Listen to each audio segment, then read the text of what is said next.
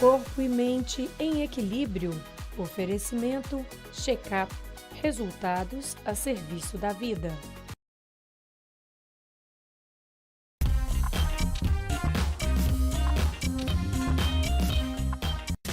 Band Mulher já está de volta, hora do nosso quadro Corpo e Mente em Equilíbrio, com o nosso parceiro Check-up Medicina e Diagnóstico. E hoje nós vamos abordar um tema que não podemos subestimar, que é o câncer de pulmão. No Brasil, essa é a principal causa de morte por câncer.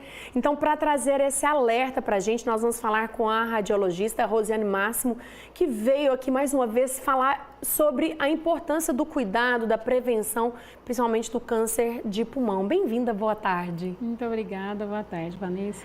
Como eu disse, a gente não pode subestimar essa doença, né? Porque o câncer de pulmão é o que mais mata quando se fala de câncer. E geralmente o diagnóstico já é feito um pouco tardio, não é verdade, Rosiane? Sim. Hoje eu vim e a gente não pode deixar de falar que o mês de agosto terminou e foi um mês dedicado à conscientização do diagnóstico e da prevenção do câncer de pulmão. E como você bem disse, o câncer de pulmão é um dos cânceres mais incidentes no mundo. No Brasil, a gente tem dados do Instituto Nacional do Câncer que demonstram que de 2023 a 2025 serão quase 32 mil novos casos de câncer de pulmão no país. Então, é um câncer bastante incidente, com uma morbidade muito alta, ou seja, os pacientes com câncer de pulmão, eles têm um tratamento muito complexo, muitos efeitos colaterais do tratamento e é o câncer com uma alta letalidade. Ou seja, pacientes com diagnósticos tardios têm altas chances de morrer de câncer de pulmão.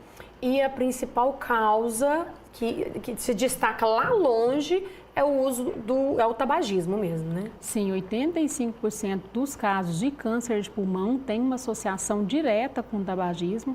Existem outros fatores de risco, antecedentes familiares, predisposição genética, poluição ambiental, mas a maior concentração são casos associados ao tabagismo. Quando a gente fala de sintomas, né, o que a gente pode destacar? A alta letalidade do câncer de pulmão, ele está associado ao diagnóstico muito tardio, porque os sinais e sintomas são muito inespecíficos. Ou seja, a pessoa ela começa com uma tosse que não melhora e essa tosse se prolonga, mas como é um sintoma muito inespecífico, a pessoa acaba que não procura o atendimento médico. Outros sintomas que podem surgir: perda de peso inesperado, cansaço, uma fadiga, mais tardiamente um escarro com sangue. E nesse momento é que a pessoa às vezes procura o atendimento médico, mas já é um momento que esse tumor já pode ser mais avançado. Isso dificulta o tratamento. E se falando principalmente que a maioria dos casos são de pessoas que fumam, às vezes essa questão da tosse, da falta de ar, acha que é por conta só do cigarro, né? Exatamente. Se confunde muito, não é verdade? Se confunde. Então, a pessoa ela já tem uma tosse, que é uma tosse derivada da complicação crônica do uso do cigarro. Então, a pessoa ela já tem essa tosse e ela não chama a atenção um novo episódio de tosse. Então, esse quadro vai ficando mais arrastado até que o diagnóstico seja feito um tumor localmente mais avançado. E a questão do cigarro eletrônico veio ainda para piorar ainda mais essa estatística, né? Sim, nos últimos anos temos enfrentado um desafio, que é a utilização dos cigarros eletrônicos, né? Inicialmente o cigarro eletrônico ele veio como uma estratégia para reduzir a chance da pessoa fumar cigarros convencionais, mas hoje a gente sabe que o indivíduo que começa a utilizar cigarro eletrônico, ele tem 4 a 5 vezes mais chance de se tornar um fumante de cigarro convencional. Então, e a utilização de cigarros eletrônicos, ela está muito associada com indivíduos mais jovens. Existe uma pesquisa realizada o ano passado aqui no Brasil que demonstrou que 80% das pessoas que utilizaram cigarros eletrônicos têm entre 18 e 34 anos. Então, esse é um desafio do ponto de vista de saúde, né? Não só de saúde pública, mas em todo o cenário da saúde, porque se a gente não conseguir mudar essa realidade, muito em breve teremos uma população muito jovem com diagnóstico de câncer de pulmão. Inclusive, é um assunto que a gente vai trazer também hoje aqui no programa, essa questão do aumento no número de jovens com câncer e um deles pulmão, que é por conta dessa mudança de hábito, principalmente né, o cigarro, o eletrônico, que muitos usam só para modinha, né, o que é pior ainda, né? Mas é um engano, porque o cigarro eletrônico ele também contém nicotina, então ele é um vilão, assim como o cigarro convencional, porque também é um dispositivo com altas chances de dependência química. Entendi. E aí, a gente falando muito sobre o cigarro, que é um dos principais causadores, mas falando-se das outras formas, né, dos outros predisposições. Pessoas que talvez trabalhem com aquilo que oferece risco, tem que ter um cuidado maior, então, equipamento de segurança e tudo mais?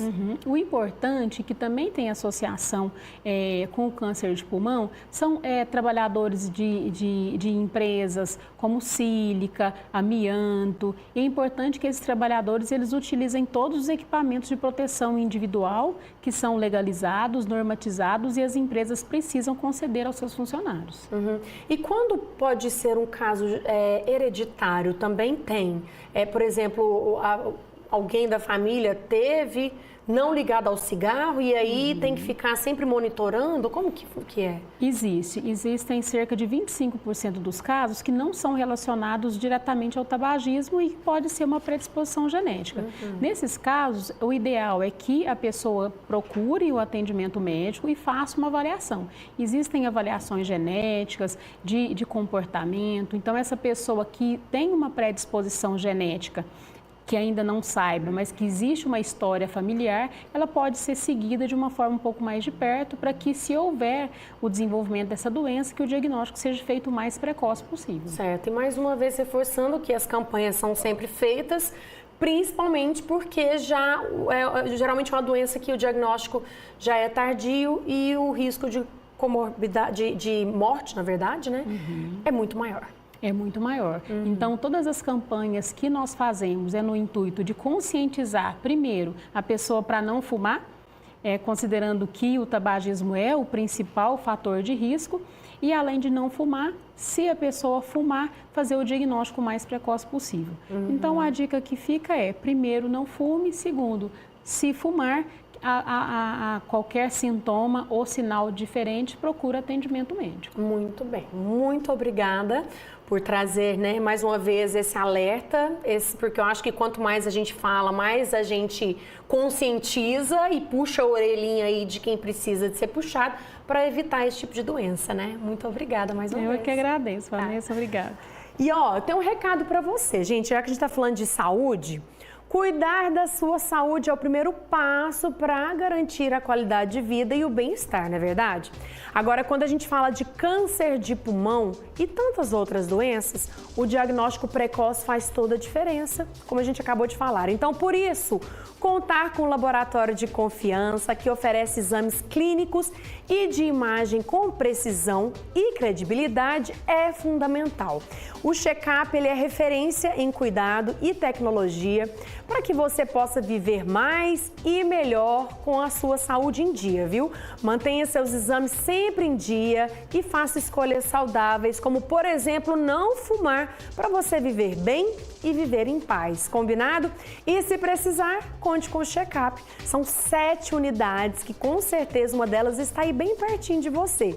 Check-up, resultado a serviço da vida.